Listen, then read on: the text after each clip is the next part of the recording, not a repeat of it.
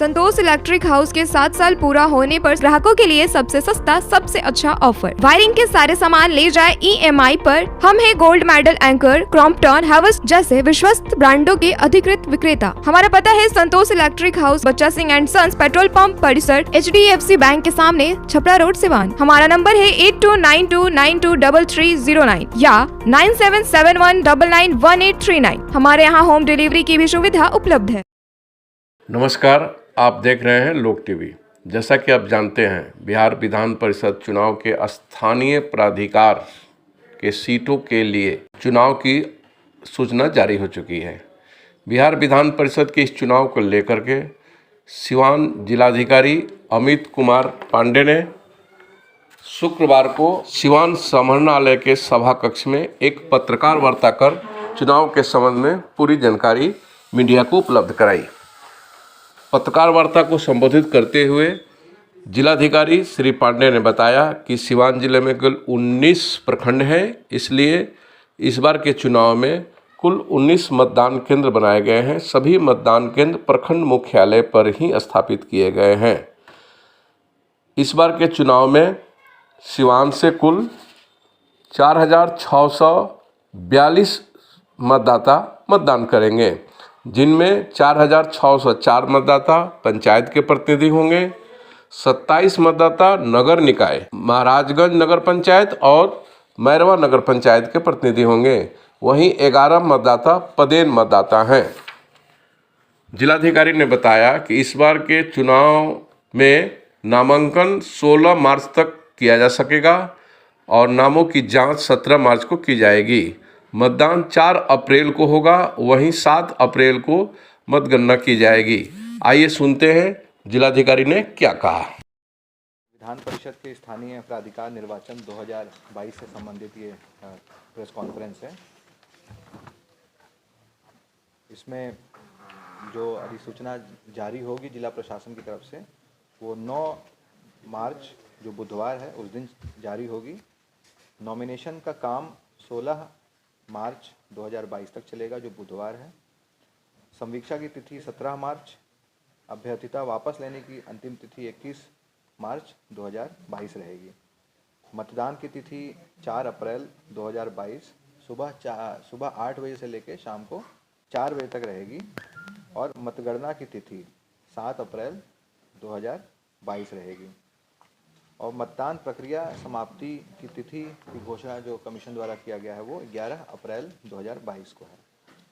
तो इसमें जैसा कि आप सभी को और भी माध्यम से ज्ञात है कि हमारे ज़िले में कुल 19 प्रखंड हैं, तो बूथ हम लोग इस पर्टिकुलर चुनाव के लिए 19 प्रखंड में प्रखंड का जो कार्यालय है वहीं बनाएंगे। स्ट्रांग रूम और काउंटिंग कहाँ होगी इसकी सूचना हम लोग अलग से आपको प्रेस नोट के माध्यम से दिलवा देंगे। कुल वोटर लिस्ट में 4,642 लोग हैं, जिसमें पंचायत प्रतिनिधि 4,604, नगर निकाय के जो सदस्य हैं वो हैं 27 और पदेन सदस्य के रूप में कुल 11 मेंबर हैं। इन तीनों श्रेणी के मतदाताओं को यदि जोड़ दिया जाए तो 4,642 लोग हमारे वोटर लिस्ट में हैं। यही लोग मतदान करेंगे। 2 तारीख को ही प्रेस नोट जारी हुआ था, तो उसी दिन से आचार संहिता लागू है। आचार संहिता में क्या क्या चीज़ें कवर होती हैं वो आप सभी को भली भांति पता है, जैसे सभी चुनाव में होता है।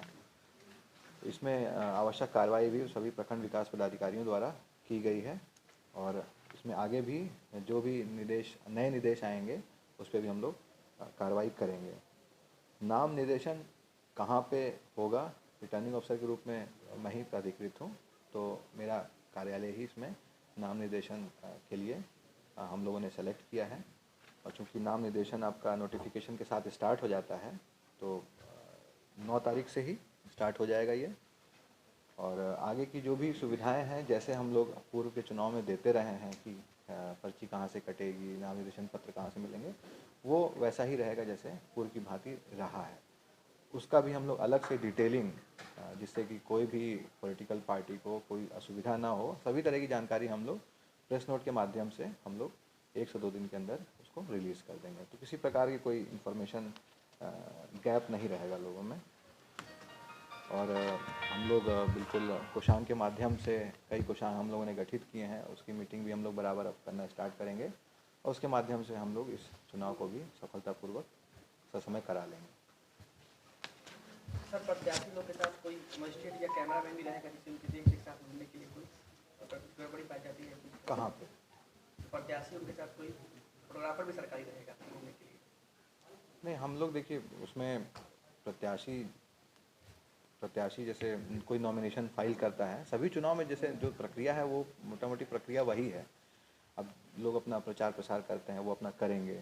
हमारे कहीं अगर आदर्श आचार संहिता का उल्लंघन का मामला आता है तो हमारे फ्लाइंग स्क्वाड जो हम लोग बनाएंगे तो उसमें उसको चेक करेंगे। उनके पास तो वीडियोग्राफर वगैरह होते ही हैं, तो वो सारी सुविधाएं जो लोकसभा, विधानसभा या पंचायत चुनाव में हम लोगों ने किया था वैसा ही रहेगा। सुविधा के लिए कोई हेल्पलाइन नंबर भी जारी किया गया है? हेल्पलाइन नंबर इसमें हमारा कंट्रोल रूम है, कंट्रोल रूम का जो नंबर है, जो हम लोग 6 हेल्पलाइन वहाँ लगी हुई है, उससे भी पूछ सकते हैं। नहीं तो हम लोगों की देखिए पॉलिटिकल पार्टी की बैठक अभी पेंडिंग है, उसको हम लोग संभवतः कल तक कर लेंगे। उसमें जो मेजर पॉलिटिकल पार्टीज़ हैं उनके जो प्रतिनिधि हैं वो आएंगे, संभवतः जिलाध्यक्ष या कोई जो उनके आधार पे आएंगे, उनको हम लोग ब्रीफ कर देंगे और किसी प्रकार का उनको कोई इन्फॉर्मेशन गैप नहीं रहेगा।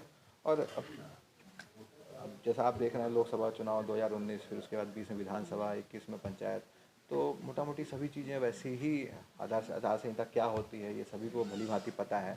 नाम निर्देशन में अमूमन जैसा आप लोगों का भी अनुभव है और कैंडिडेट्स लीगल ओपिनियन लेते ही हैं किसी न किसी वकील से, तो उनको भी ब्रीफ्ड रहता है। हम लोग अपने माध्यम से भी सारी सूचनाएं, जैसे हम लोगों के पास भी बहुत नई सूचनाएं आती हैं, कमीशन के नए आदेश आते हैं, उसको हम लोग प्रेस नोट के माध्यम से ससमय दे देंगे।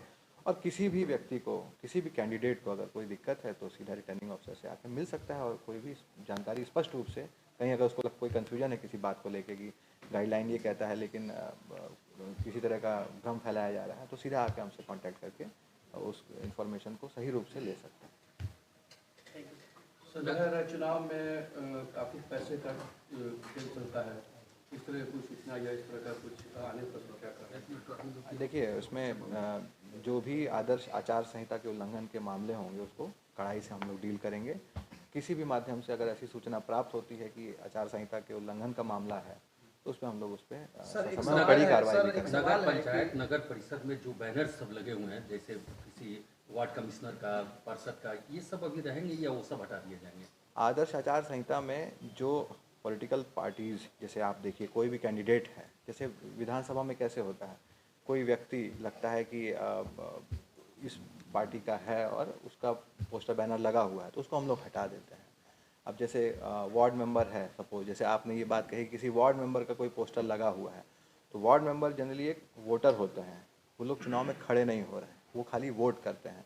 अगर उनके बैनर में, अब जैसे विधानसभा चुनाव में हम लोग सारे पोस्टर नहीं हटाते हैं, वही पोस्टर हटाते हैं जो विधानसभा चुनाव के लिए इम्पॉर्टेंट होते हैं। केंद्र सरकार द्वारा यदि कोई योजना उस समय चल रही होती है और लोकसभा चुनाव नहीं होते हैं तो उस पोस्टर को हम लोग नहीं हटाते हैं। सर, एक सवाल है, नगर परिषद के सर जो मेंबर है या फिर नगर पंचायत के, क्या सर वो लोग भी इसमें हिस्सा ले सकते हैं, वोटिंग कर सकते हैं क्या? हाँ बिल्कुल, देखिए इसमें हमने बता ही दिया ना, नगर निकाय के सदस्य, जैसे मैंने आपको बताया ना 4642 कुल वोटर हैं, जिसमें 4604 पंचायत प्रतिनिधि हैं, जिसमें वार्ड मेंबर, मुखिया, पंचायत समिति के सदस्य और जिला परिषद के मेंबर होते हैं।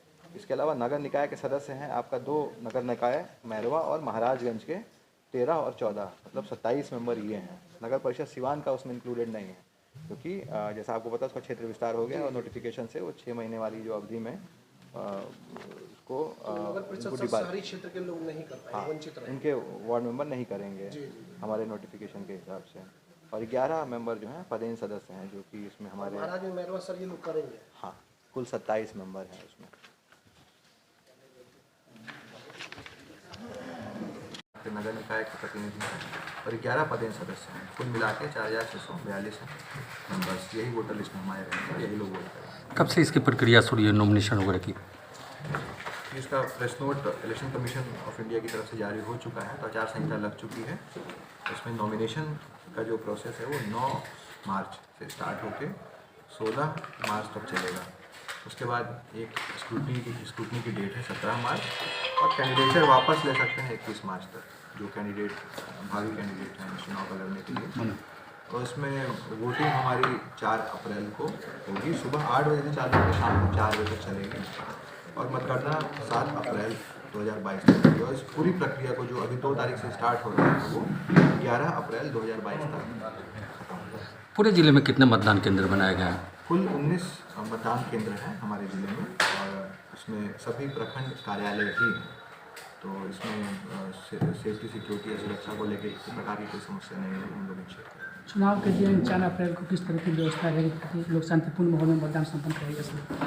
देखिए, इसमें दोनों चीज़ें हैं। एक तो बूथ है हमारे प्रखंड कार्यालय में है, तो अपने आप में एक इम्पॉर्टेंट प्लेस होता है, तो वहाँ पे इन जनरल भी सेफ्टी सिक्योरिटी ज़्यादा रहती है। दूसरा, इसमें जो गौर करने वाली बात है चुनाव में ये है कि इसके जो मेंबर हैं, वोटर हैं, वो खुद भी जनप्रतिनिधि हैं, वो खुद भी एम्पावर्ड होते हैं। तो उन पर भी वैसा कोई, जैसे आम जनता जब वोट करती है विधानसभा में, बहुत तरह की कंप्लेन आती हैं कि हमको डरा रहे हैं, धमका रहे हैं, लेकिन चूंकि ये वोटर खुद भी काफ़ी एम्पावर्ड होते हैं, जनप्रतिनिधि हैं जीते हुए, तो इस तरह की कोई समस्या अभी तक उन लोगों को सुनाई नहीं दी है। ये लोग खुद भी सक्षम रहते हैं और अपने क्षेत्र के चयनित जनप्रतिनिधि हैं, तो उस तरह की समस्या नहीं होगी सेफ्टी सिक्योरिटी को लेकर। लेकिन फिर भी हम लोग इसमें बिल्कुल सचेत रहेंगे। अगर कोई भी जनप्रतिनिधि, मतलब जो वोटर हैं इसमें, जो जनप्रतिनिधि हैं, अगर वो ऐसी बात करते हैं इनके द्वारा रोक टोक की जा रही, तो हम लोग उस पर भी कड़ी कार्रवाई करेंगे। सर, नामांकन में कुछ सर कितने वाहन रहेंगे या कुछ सर लिमिटेशन? सारा चीज़ आपको प्रेस नोट के माध्यम से टाइम टू टाइम बताया जाएगा। Thank you.